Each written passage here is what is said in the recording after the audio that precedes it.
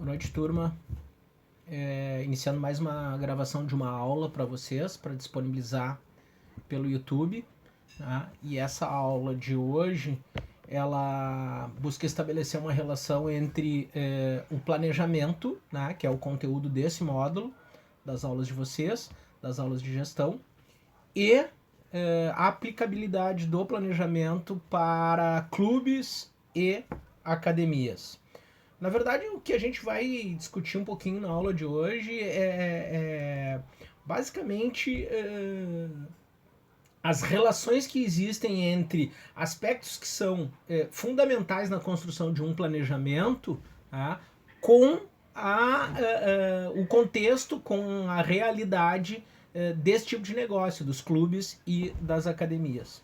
E aí, já na arrancada, é fundamental dizer para vocês o seguinte, né? Que quando a gente elabora um planejamento dentro dessa área, dentro desse campo aí dos clubes e das academias, é fundamental a gente pensar algumas questões, né, que vão, de alguma forma, nortear a construção desse planejamento. O que eu estou me referindo? Eu estou me referindo, por exemplo, às atividades que podem ser implementadas e oferecidas dentro desses negócios.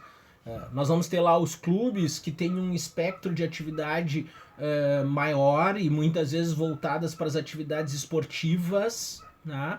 Enquanto que as academias elas têm um espectro menor e voltado para o campo das atividades físicas, não tão esportivas ou desportivas, se preferirem dessa forma. Então, se eu implemento, por exemplo, as ginásticas, os ritmos, né? Se eu ofereço musculação, se eu tenho uma piscina e ofereço natação, as atividades do campo da dança, né? Que são bem comuns dentro dessa área, artes marciais que tem crescido muito nos últimos anos dentro desse ramo das academias, né? E qualquer outro tipo de modalidade esportiva. Tá? Então essa é a primeira questão fundamental. Qual é o tipo de atividade que vai ser implementada dentro dessa área, que vai ser ofertada dentro dessa área desse meu negócio? Quem é o meu mercado consumidor? Quem é que se constitui no meu mercado consumidor?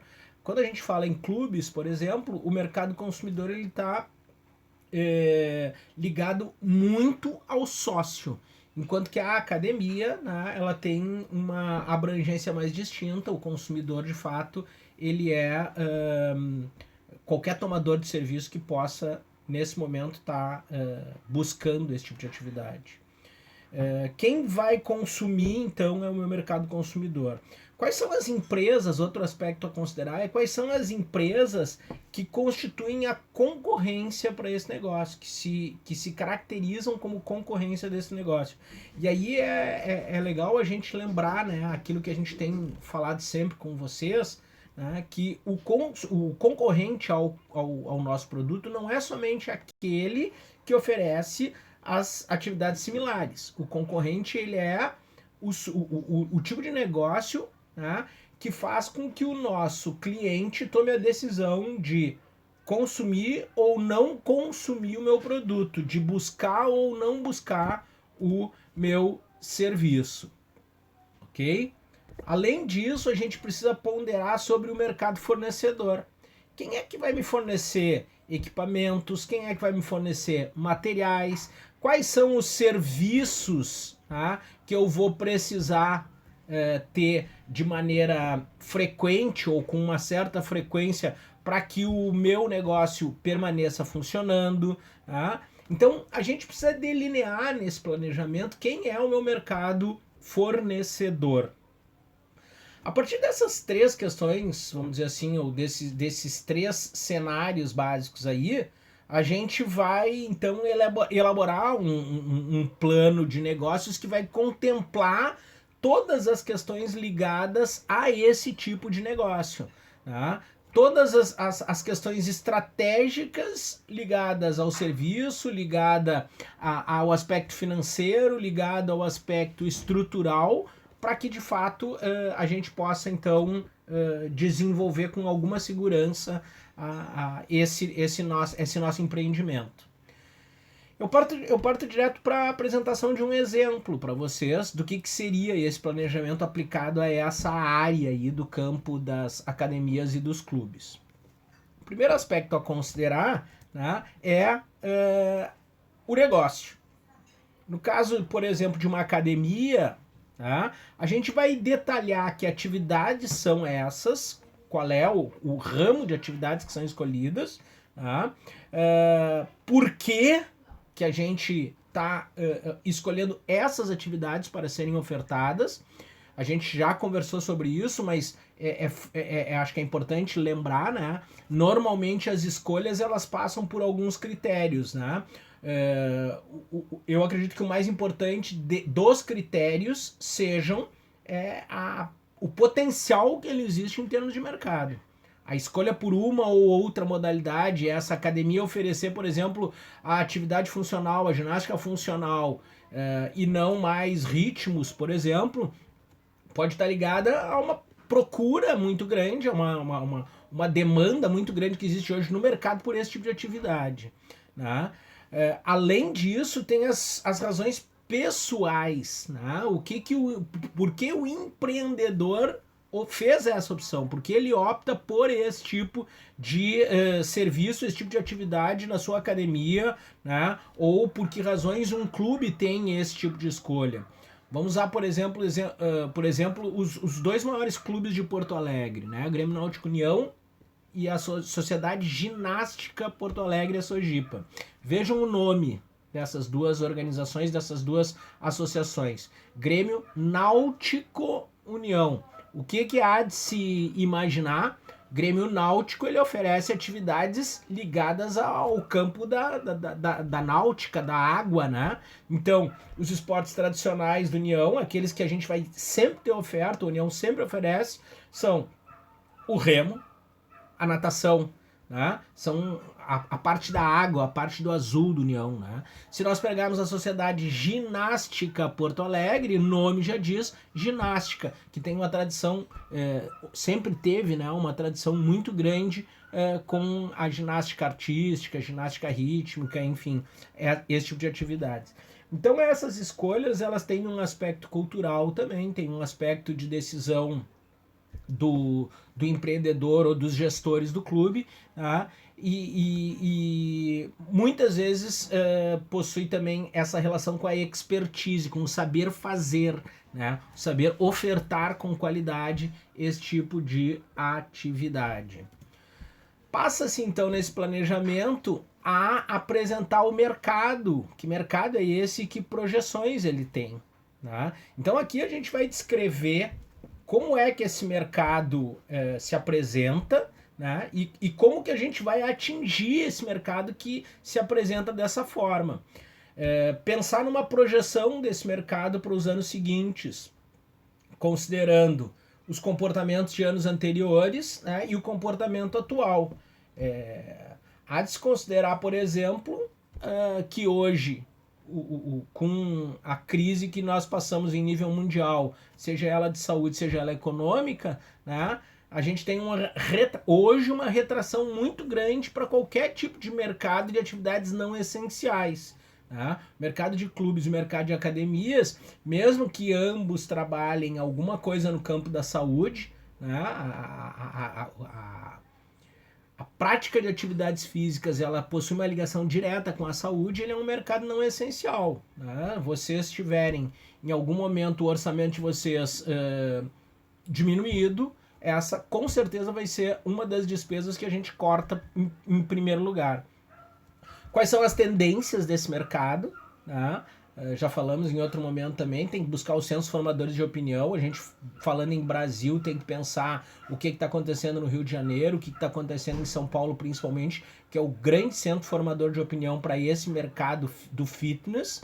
E temos também que pensar em nível internacional, porque aquilo que se reflete nos grandes centros formadores de tendências dentro do campo das atividades físicas, sejam elas os clubes, sejam elas as academias, né, aquilo que acontece lá fora vai estar refletindo no mercado interno no futuro. Qual é o movimento financeiro desse tipo de mercado? A gente também precisa planejar olhando para essa movimentação financeira para entender o potencial econômico que esse mercado possui. Tá? O que está acontecendo em termos de regiões? Essa região hoje tem um comportamento, aquela região tem outro comportamento, e o quanto que essas regiões influenciam, né, sobre o comportamento dos mercados locais também é importante. As oportunidades, né, não pode se deixar de destacar, tentar olhar para o mercado e enxergar quais oportunidades que vão se formando a partir desse tipo de perspectiva. O planejamento também tem que contemplar o público-alvo. Tá? Quando a gente fala em público-alvo, pensem lá um alvo, né? É dentro do mercado quem são ou qual é a parcela, né, que a gente pretende de fato atingir. Quando a gente fala alvo, a gente pensa nessa perspectiva, né? O que vai ser atingido. Então daí a gente tira ou a gente consegue perceber quais são os potenciais clientes do nosso negócio, certo? Quando a gente fala em cliente potencial, não basta simplesmente identificá-lo, a gente tem que identificá-lo e conhecê-lo. Então a gente precisa saber, por exemplo, o que influencia na decisão desse potencial cliente em procurar esse tipo de serviço. É a saúde? É a estética? Né? É o relacionamento social? A partir dessa perspectiva, a gente pode estabelecer, criar uma estratégia também de comunicação com esse cliente potencial. Verificar qual é a classe social, né, o status econômico desse pessoal que consome esse tipo de mercado, verificar qual é o sexo, se são homens ou mulheres, qual é a idade, se são mais jovens ou são mais velhos, tá? Qual é a renda média, né, desse público, quais são os hábitos que eles possuem, como que eles fazem lazer. Então existe toda uma possibilidade de identificar esse público-alvo a partir, né, de uma caracterização desse público, né? Dá para fazer uma pesquisa bem interessante com relação à construção das estratégias que vão definir a forma de abordar esse público-alvo. Aqui eu tenho um exemplo para vocês, né? O público de academias é um público que normalmente é classe A e B, né? O que mais frequenta são aquelas pessoas de uma condição socioeconômica melhor, obviamente que existem, né, serviços que se adequam às outras classes sociais, né, mas a gente está pensando dentro de uma condição mais ideal. Eles têm idade entre 15 até 40 anos, são pessoas que possuem hábitos relacionados com a preocupação com a saúde e com a imagem. Então, existe uma preocupação em estar bem fisicamente, porque isso reflete na minha saúde, ou porque eu tenho uma patologia, ou porque eu não quero ter essas patologias, né? E porque também me preocupo com a minha imagem, a estética, como a gente fala, né? A imagem corporal. Esse público também há estudos que demonstram, tá, que boa parte deles sofrem com a obesidade, eles estão sempre naquela luta de controle, né, de peso. Boa parte deles também sofrem de baixa autoestima e é por isso que procuram academia, porque pensam que tendo um corpo bonito, né, enfim, um corpo malhado, corpo perfeito, isso vai melhorar a sua estima, né? E normalmente também se associam a esses locais, clubes, academias, buscam esse tipo de serviço com a justificativa de uma falta de tempo. Então, se eles têm um compromisso pago, né, um horário regular para essa atividade, eles vão dar conta, então, desta necessidade que tem. Dentro do público-alvo, a gente tem que identificar para as academias quem são os nossos clientes preferenciais. Tá? Clientes preferenciais. Quem é o cliente preferencial? O cliente preferencial de qualquer negócio é o cliente que permanece comigo, é aquele que fideliza melhor. Então, o cliente preferencial, por exemplo, no clube, é aquele cliente que faz a atividade esportiva o ano inteiro. É o pai que coloca o filho para fazer a escolinha de futebol, a escolinha de voleibol, a escolinha de natação o ano inteiro, certo? Na academia, é aquele cliente que termina o verão, ele já começa a malhar pensando no verão do ano seguinte, tá? Então ele fideliza. Esse cliente é aquele que normalmente paga os planos semestrais ou anuais, os planos de fidelização. Por que ele é preferencial? Ele é o sujeito que talvez ele pague a mensalidade menor, porque ele vai pagar por plano semestral ou anual, né? Mas ele vai pagar todas. Então o ganho que a gente tem com esse tipo de cliente é muito maior com aquele cliente que paga a mensalidade cheia, vai um mês e não aparece mais, certo? Então esse é o meu cliente preferencial, é aquele que fideliza melhor. Isso é um pensamento do professor Capinassu, tá? Que busca caracterizar o cliente de forma geral, tá? E daqui eu acho que tem alguns aspectos a gente destacar dessa frase aí, que depois vocês podem guardar com vocês. Eu destacaria alguns aspectos como, por exemplo, o cliente é, para qualquer negócio, a pessoa mais importante. Sem cliente não existe negócio. Tá? O cliente nunca ele interrompe o nosso trabalho, pelo contrário, ele é a razão do nosso trabalho. O cliente ele faz o favor de vir até nós para que a gente possa trabalhar. Ninguém faz favor, profissional nenhum, empreendedor nenhum faz favor ao ficar esperando pelo cliente. Tá? É uma obrigação se eu, de fato, tá, pretendo que esse meu negócio atinja uma parcela significativa do mercado. Tá?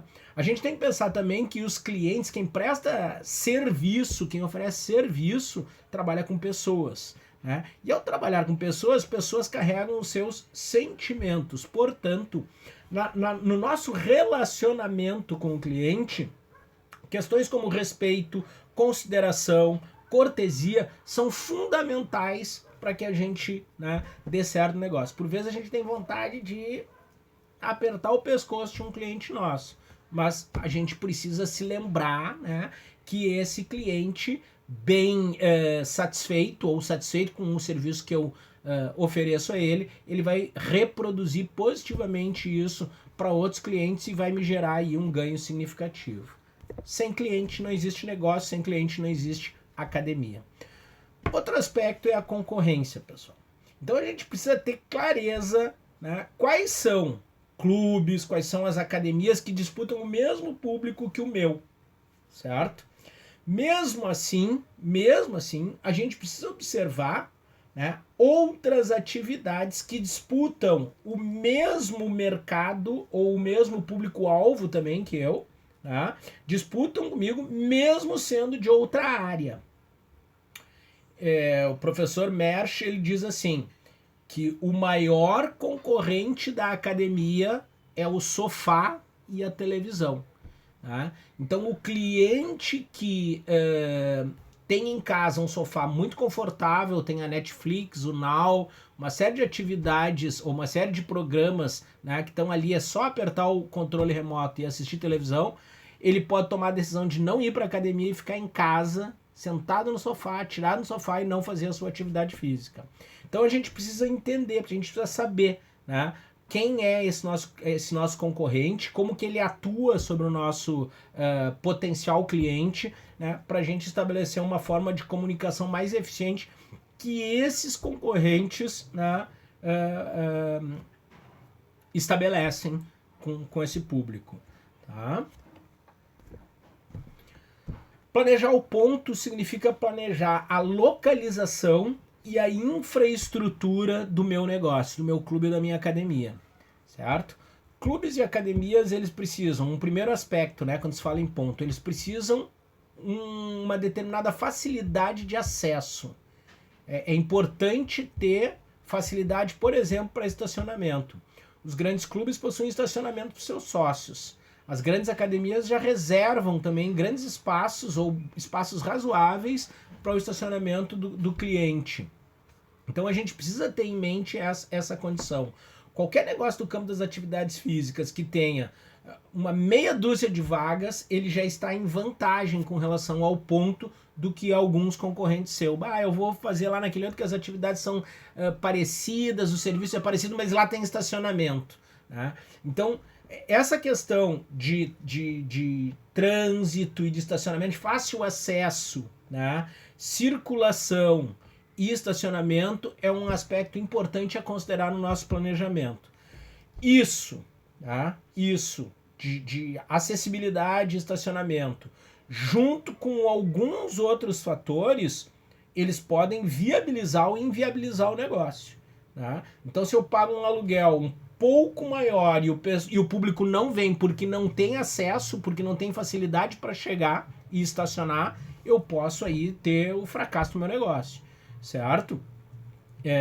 Há de se considerar também como é que é o trânsito na região, né? Se eu estou localizado às vezes numa grande avenida,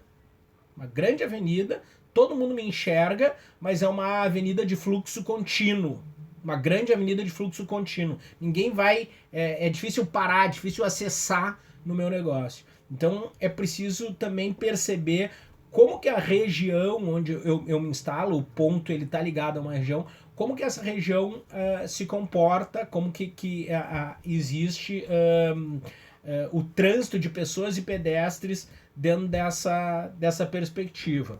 O ponto também implica em eu avaliar as dimensões físicas, né? A academia ou mesmo o clube são lugares, são negócios que precisam de uma área razoável para potencializar as atividades que são ofertadas. Tá? Eu não vou conseguir potencializar negócio dentro do campo das atividades físicas, sem uma sala adequada, por exemplo, para uma aula de ginástica, sem um espaço adequado para colocar os meus aparelhos de musculação. Né? Ou eu quero trabalhar com atividades aquáticas e eu não tenho espaço para construir uma piscina maior do que poucos metros de comprimento e largura.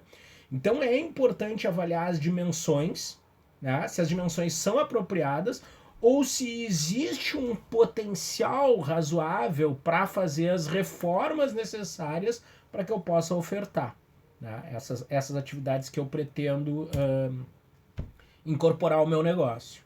O ambiente, tá, ele também precisa ter algumas características. Ambiente para a prática de atividades físicas normalmente são ambientes bem arejados, tá, e com bom aspecto. A gente está falando de locais onde as pessoas deitam no chão, sentam no chão, então precisa ter um bom aspecto, colocam a mão na parede, né? Precisa estar limpo, precisa estar bonito, precisa ter questões ligadas, por exemplo, à proteção das pessoas que estão lá dentro, não pode ser perigoso, né? E tem que comportar o número de pessoas que eu posso e preciso atender ao mesmo tempo, tá? Clubes e academias eles têm uma característica bem interessante, bem peculiar, né, que é o cuidado e a apresentação dos vestiários. Né? Vocês imaginem um clube, né, com uma piscina lá semi-olímpica e um vestiário sujo, pequeno, apertado, sem água quente no inverno. Então é importante lidar com essas condições. Muitos frequentadores também dos clubes, das academias, usam os seus intervalos de atividades profissionais para realizar essa atividade física.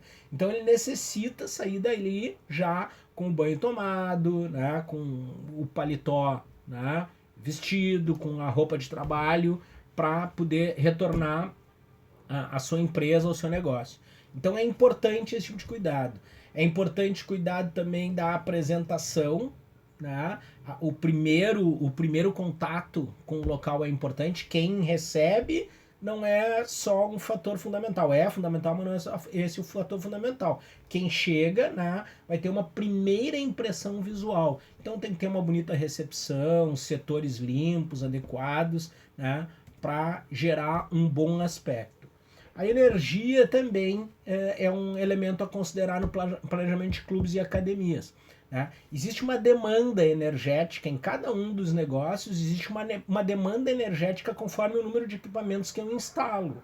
Tá? A gente vai instalar as esteiras elétricas, a gente vai instalar uma série de computadores, som, iluminação, ar-condicionado nas salas. Então a instalação desses equipamentos todos, eles podem gerar uma sobrecarga, né, dentro da rede interna.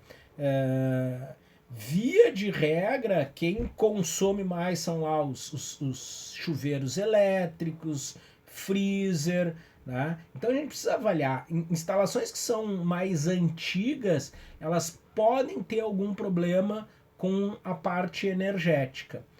E quando a gente traz serviços complementares, algum tipo de oportunidade na academia, como por exemplo, fisioterapia, a cantina, né? Ou alguma outra atividade que vai gerar uma demanda elétrica, né, bem razoável, um consumo elétrico bem razoável, é importante a gente dimensionar.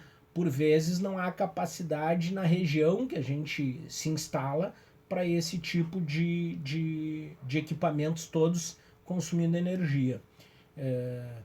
Alguns tipos de negócios que consomem muita energia, inclusive para instalar, eles precisam passar por uma determinada inspeção da prefeitura que vai dizer, olha, só pode instalar esse tipo de negócio aqui se tiver um transformador na rua. E por vezes os próprios locais, os próprios negócios são chamados a contribuir com o sistema energético público instalando esses transformadores que vão dar conta aí dessa condição toda. É importante avaliar no ponto também as condições de conservação, né? Às vezes tem um ponto que é maravilhoso, o ponto é muito bom, ele tá é uma localização que vai me gerar aí uma facilidade de acessar as pessoas, mas é um ponto que precisa de muitas reformas, é um ponto muito antigo, tá um estado de depreciação muito grande que pode inviabilizar também a minha rentabilidade, tem que avaliar isso. Sobre a relação do ponto com o consumidor, é aquela historinha que eu conto para vocês, né? O melhor lugar para o borracheiro se instalar é 200 metros depois do buraco na pista. Então, o melhor ponto é aquele onde esse público-alvo, né, esse público que eu quero atingir, se encontra. Por isso que algumas academias têm buscado o recurso de se instalar, por exemplo, em shopping centers, né? É importante a gente estabelecer a característica do nosso negócio com a localização. Tem aquelas academias que têm uma característica de serviço que estão mais ligados, por exemplo, a pontos mais residenciais, e tem outras que estão mais ligadas a locais de caráter mais comercial, tá? De qualquer forma, né, a gente precisa visualizar o meu entorno, quem é o público do meu entorno, né, ao escolher essa localização, esse ponto de instalação.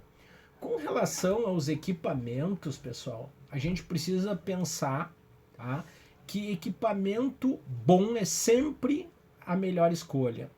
Mas equipamento bom normalmente é mais caro.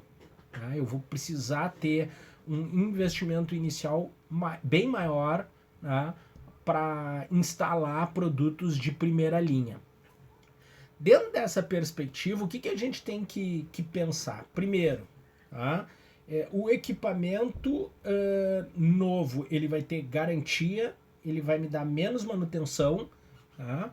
Ele vai ter assistência técnica. Então, todas essas questões devem ser avaliadas. Dois equipamentos de mesma qualidade, às vezes uma marca já consagrada tem agregado ao preço, né, o valor da marca. Então, eu não preciso da marca consagrada, eu posso buscar uma marca alternativa de um valor que viabiliza a minha capacidade de investimento, certo?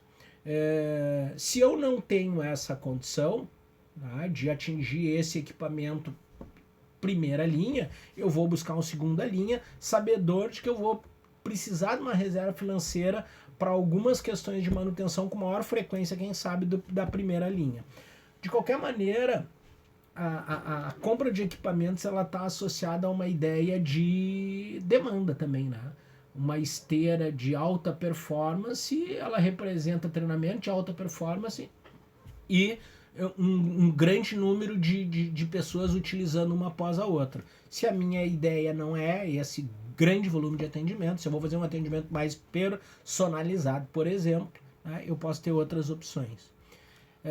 Há de se avaliar também a possibilidade de colocar parcerias. Eu falava agora há pouco sobre atividades que podem ser instaladas de forma terceirizada no meu negócio. Eu posso colocar uma fisioterapia, eu posso colocar uma cantina, um bar, enfim, né? Então avaliar a condição de estabelecer algum tipo de parceria que possam ser convenientes, esse tipo de negócio, que são atrativos, que vão oportunizar algumas questões para a academia e para esses parceiros que vêm trabalhar conosco, certo? A questão da localização, né, ela na maioria das vezes está relacionada à ideia de não ter um concorrente direto nas proximidades, tá? Mas a gente deve imaginar também que a existência de um concorrente pode ser positivo para a instalação do meu negócio. Como assim? Vejam bem, eu me instalar ao lado de uma academia que não tem o tipo de serviço que eu oferto, além do público, né, que eu posso atingir, que eu vou atingir, que é aquele público que busca o tipo de serviço que eu estou ofertando, ela em alguma medida, essa instalação ali nesse local também em alguma medida pode representar, né, a captura de alguns clientes dessa concorrência que não atendem, ou com o tipo de serviço que eu estou oferecendo, ou com a qualidade que eu ofereço. Vejam uma questão importante, assim, por exemplo, Porto Alegre, quando a gente pensa em autopeças, a gente lembra da onde? A Zenha. Tudo é loja de autopeça, quer dizer, e tudo dá certo, tudo tá lá funcionando, né, e permanece durante um longo tempo. Então, que história é essa que eu não posso me instalar ao lado do concorrente?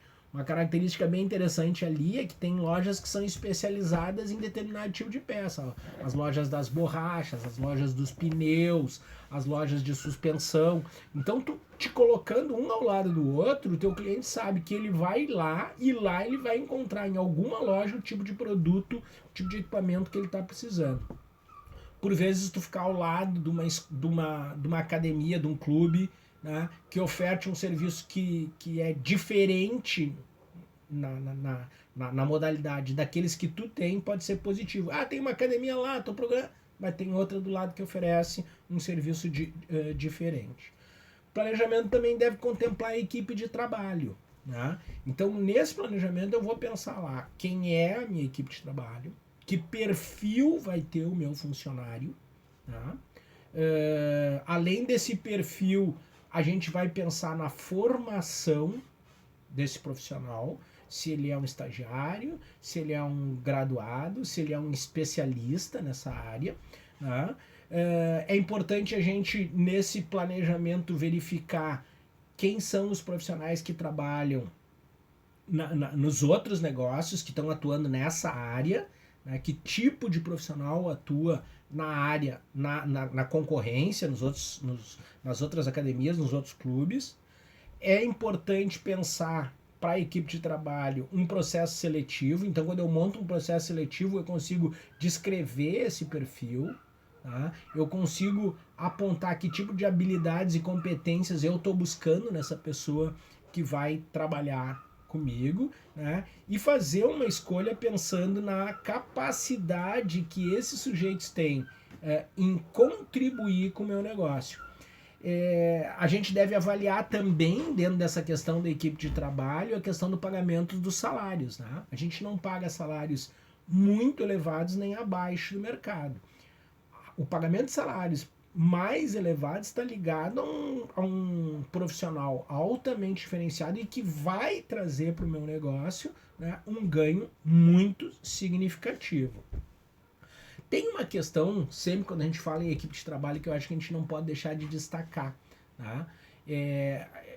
Um profissional que ele é competente, mas ainda não tem nome no mercado, muitas vezes ele pode ser muito melhor para o meu negócio do que eu trazer um bambambam da área. Porque o bambambam da área, ele já formou a carreira dele, ele já formou, né, toda a estrutura de status profissional, enquanto que esse que é competente e não tem nome está atrás disso. E se ele cresce a partir do meu negócio, se ele cresce comigo, ele sempre vai ter uma espécie de uma gratidão ao meu negócio. Então, sempre ao escolher o profissional competente ou o profissional consagrado, a gente tem que avaliar. Eu vou trazer esse consagrado por quê? Bom, porque ele vai gerar um impacto muito, mas muito significativo para o meu negócio. Bom, então traz esse. Agora, se ele não vai gerar esse impacto tão significativo assim, se eu tenho a possibilidade de conseguir determinados resultados com o Joãozinho lá, que ainda não é conhecido no mercado, que não, ninguém sabe quem é, mas que trabalha muito bem, né? Talvez ele leve um pouco mais de tempo para trazer os mesmos resultados que esse outro sujeito, mas quem sabe se lá na frente ele não vai chegar mais longe, com melhores resultados, né? E vai ter sempre aquela gratidão por ter crescido, né? Por ter evoluído com a oportunidade que a gente está dando para ele nesse momento. Outro elemento para colocar nesse planejamento são as vantagens competitivas que o negócio apresenta. O que são vantagens competitivas, né? São os diferenciais que a academia ou o clube apresentam, né? Que tornam, que dão, vamos dizer assim, algum tipo de vantagem frente à concorrência. Esses diferenciais eles podem estar relacionados ao ambiente, ao tipo de equipamentos que tem, pode estar relacionado com a qualidade do serviço que a gente presta, com a qualidade do profissional que dá a aula, que ministra as atividades físicas, pode estar relacionado com o preço também, o meu preço é diferente dos demais, tá? Então a gente precisa olhar para a concorrência e buscar verificar da concorrência um perfil, né? Eu consigo estabelecer o perfil da concorrência, olho para o meu perfil e digo, olha, eu sou diferente nisso e eu sou melhor nisso, essa é uma vantagem que eu tenho em relação aos demais. Eu também busco delinear nesse planejamento a questão dos valores que serão praticados e a lucratividade. Para isso, nesse delineamento no plano, eu preciso ter um levantamento muito completo dos custos do negócio. Quanto que vai ser o aluguel que eu vou pagar por mês, quanto que eu vou gastar com o salário dos professores, né? Quais vão ser os materiais de escritórios que vão ser consumidos mensalmente, né? O que eu gasto com material de limpeza, fornecedores, com segurança, né? A média de manutenção que eu vou ter por mês. Então, a partir desse tipo de levantamento, né, eu consigo enxergar exatamente qual é o custo do meu negócio, certo?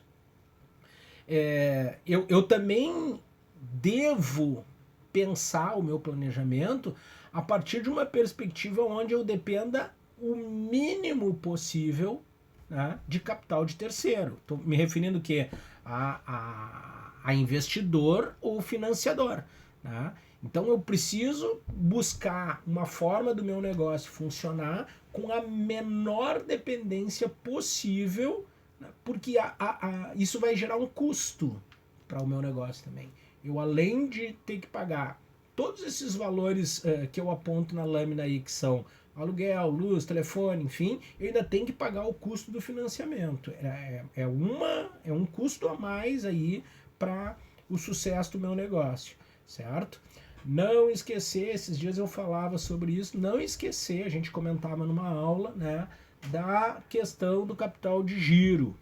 Esse capital de giro é a grana que me permite fazer o negócio funcionar, né, antes da lucratividade, ou em algum momento de baixa rentabilidade, como esse que nós estamos vivendo agora.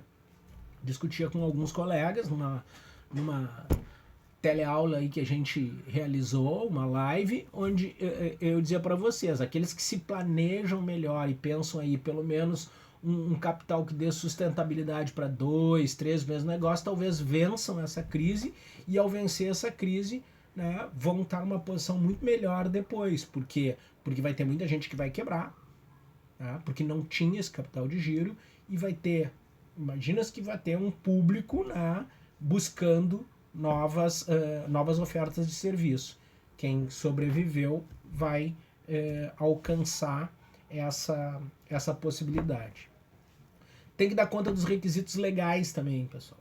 E quando a gente fala de requisito legal, significa a gente pensar que a gente vai ter que dar conta de uma licença da Secretaria da Indústria e do Comércio, a gente vai precisar de uma licença da Secretaria da Saúde, a gente vai precisar da licença do CREF, né? O registro no CREF que autoriza um funcionamento da academia. Então há de se ter assim, todos os aspectos legais normatizados, tudo direitinho, para que a gente não tenha nenhum susto depois. Alguns desses aí, quando bate a fiscalização, né, e a gente não está com eles em dia, a fiscalização por vezes nos dá 30 dias para regularizar. Há quem arrisque, né, abrir os negócios sem as licenças e esperar bater a fiscalização e depois dar conta. O problema é que às vezes a gente toma aí um susto financeiro grande. Então, podendo já iniciar regularizado, a ideia é entrar regularizado. Pensar o marketing do negócio, né? Pensar o marketing do negócio, e aí pensar a questão da comunicação visual, qual é a imagem, né, que a gente vai passar, ou seja clube, ou seja academia, pensar nas estratégias de preço, né, como que a gente vai pensar as estratégias de preço permanente e aquelas eventuais, como por exemplo a estratégia de preço para entrar no mercado. Pensar em estratégia de preço é também pensar nos programas de fidelização, nos descontos, enfim. Criar uma forma de comunicação que seja permanente, pode ser com rádio, pode ser com televisão, pode ser por redes sociais, mas a gente precisa ter uma forma de comunicação permanente, quem não é visto não é lembrado, né? Então não adianta, bom, eu já estou no mercado, agora eu não preciso mais me comunicar. Tem que estabelecer algumas formas que sejam promocionais, eventuais também de comunicação, como um patrocínio, como um evento, né? Isso também é um aspecto que a gente precisa pensar nesse planejamento de marketing, né? Enfim, construir também uma estratégia de comunicação com base na cultura local. Tudo isso deve ser pensado nesse planejamento. E aí é como se a gente desse conta lá dos 4 P's, né, do mix de marketing lá. Qual a estratégia de preço, qual a estratégia de praça, qual a estratégia de promoção, né, para que o trabalho de fato aconteça da maneira como a gente imagina que ele deva acontecer. Outro aspecto com relação ao planejamento é a questão da gestão financeira. A gente precisa saber claramente, mas claramente, quais são as necessidades para trabalhar dentro de uma determinada realidade. Então eu vou montar, por exemplo, um plano de cargos e salários para saber qual é a realidade de salários que eu vou necessitar para o meu negócio. Eu vou avaliar a questão do aluguel, eu vou avaliar a questão da conta de luz, eu vou avaliar a questão dos salários daqueles que não são envolvidos com as atividades diretas. E para isso, né, a sugestão é que num negócio tipo clube ou tipo academia, a gente possa fazer uma gestão financeira por cento de custos. O que é uma gestão financeira por cento de custos? Significa eu dizer lá, por exemplo, na minha academia, tá? Quantos alunos eu tenho na musculação? Qual o gasto que eu tenho na musculação? O gasto da musculação é o valor do aluguel dividido pelo espaço da área da musculação. A energia gasta dividida pela quantidade de bicos de luz ou tomadas que eu tenho na sala de musculação. Os salários dos professores da musculação. Né? O gasto que eu tenho com conservação de aparelhos, manutenção de aparelhos na musculação. Então eu tenho lá o valor que entra na musculação e o valor que sai na musculação. Essa gestão financeira por cento de custos, ela me permite verificar qual a rentabilidade de cada uma das atividades que eu tenho dentro da academia. Obviamente que existem algumas atividades, né, que não vão gerar receita. Por exemplo, a recepção, lá, os funcionários do administrativo, eles não geram receita. Esses são rateados entre todos. Né? Mas de qualquer maneira, me permite conhecer qual é a realidade do negócio por segmento, por contas, que a gente chama, me considerando ou me fazendo considerar, né, a perspectiva de manter ou não algum tipo de atividades. Ah, não, as atividades lá de ginástica, elas estão muito fracas. Mas todo mundo que faz ginástica faz musculação. Ah, todo mundo que faz natação também faz lutas. Então isso me permite, de alguma forma, entender a realidade como um todo. Uma escola de dança, por exemplo, eu posso fazer isso por modalidades. Como é que tá lá no jazz, no ballet, na dança do ventre, no hip hop. Então eu conheço a realidade de cada uma delas, pelo número de horas que são usadas, pelos salários dos profissionais, pelos equipamentos que são gastos, né, pelo rateio da luz, pelo rateio do salário da secretária, da recepcionista e por aí vai. Certo? Pensar também como que vai ser elaborada a gestão de pessoas. Como que eu vou estabelecer, qual a política que eu vou estabelecer com relação a pessoas. Essa política representa, por exemplo, a gente construir, quem sabe, um plano de cargos e salários. Olha, eu sou estagiário, né, eu tenho um salário X. Eu sou graduado, eu tenho um salário Y. Eu sou um especialista, eu tenho um salário Y mais tanto. Então, eu vou estabelecer uma política, por exemplo, de cargos e salários. Eu posso estabelecer uma política também de produtividade. Professor com turmas lotadas, turmas cheias, né, pode receber uma gratificação de X% sobre a sua hora-aula. Né? Ainda assim, quando eu pensar na gestão de pessoas e essa política de salários, eu tenho que pensar dentro daquela perspectiva que eu estava comentando anteriormente aí para vocês, de praticar salários conforme a condição de mercado. Nada muito fora disso. A gente pode também estimular, a partir dessa política de pessoas, de gestão de pessoas, desculpa, a gente pode estimular também, quem sabe, através de contratação de algum tipo de vantagem, né? Como um plano de previdência, um plano de saúde, um plano de seguro em grupo, onde, se houver potencial financeiro para isso, a empresa, a academia, pode entrar com uma parte, né? E o funcionário entra com uma outra parte. Isso são questões, né, em relação à política de pessoal que favorecem muito o relacionamento com o nosso colaborador. Devo pensar também na gestão de pessoas a questão do treinamento das pessoas. Se as pessoas elas estão capacitadas para executar as atividades nas quais eu as estou colocando. Né? Muitas vezes a gente seleciona uma pessoa achando que ela tem potencial, mas não está treinada para isso. E aí acaba, quem sabe, até queimando ela profissionalmente. Então, treinamento do recepcionista, treinamento do pessoal que limpa o vestiário, as salas, treinamento até mesmo do professor na academia. Acompanhamento do trabalho é outro aspecto importante com relação à gestão de pessoas.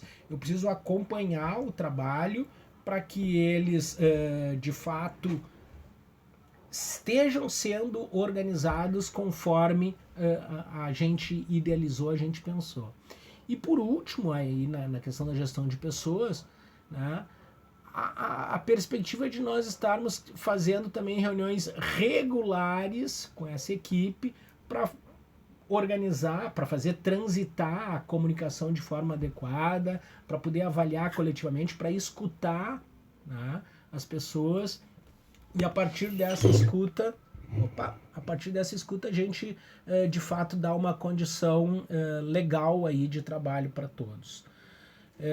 Essa era a conversa sobre a aula de hoje, né? Vocês vejam que o conteúdo ele não traz novidade para vocês, mas ele estabelece de alguma forma uma reflexão sobre a questão do planejamento dentro da nossa área especificamente, né? Essa área de academias ou ampliando essa área de clubes. Para todo um segmento específico, a gente deve olhar para o planejamento, a gente deve verificar o planejamento de uma forma também específica, avaliando as necessidades que esse negócio tem dentro da construção, então, do planejamento. Eu agradeço a vocês, agradeço pela paciência de ficarem me escutando mais esse tempo. O link está indo para o YouTube, eu largo lá no nosso grupo de WhatsApp e a gente se encontra na próxima aula. Feito, pessoal? Obrigado. Até.